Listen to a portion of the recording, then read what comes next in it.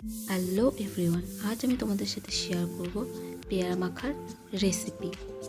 তো ফার্স্টে আমি পেয়ারাটাকে খুব ভালোভাবে ধুয়ে নিচ্ছি এবং তারপর একটা পেয়ারা নিয়ে একটু কুচি কুচি করে কেটে নিলাম।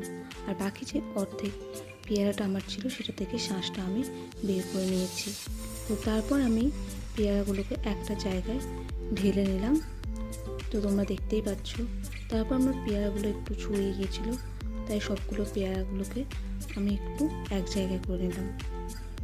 তারপর আমি এতে অ্যাড করব মশলা। তো আমি ফার্স্টে এতে দিয়ে দিলাম লঙ্কার গুঁড়ো,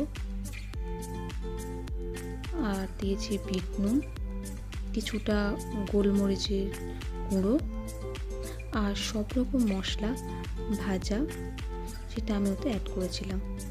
দিয়েছিলাম সামান্য পরিমাণ একটু চিনি, আর দুটো কাঁচা লঙ্কা নিয়ে আমি হাত দিয়ে একটু ভেঙে নিয়েছি, নিয়ে আমি দুটোকেও অ্যাড করে দিয়েছিলাম।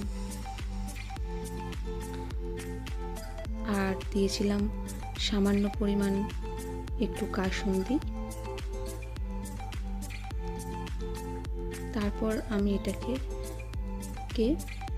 খুব ভালো করে মিক্স করে নেব। তো তোমরা দেখতেই পাচ্ছ আমি এটাকে খুব ভালো করে মিক্স করে নিয়েছি।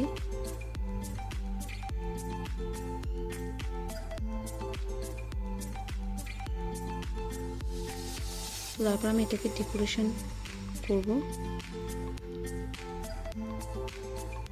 তোমরা দেখতেই পাচ্ছ এটা কতটা সুন্দর কালার এসছে, আর এটা খেতেও খুবই ভালো হয়।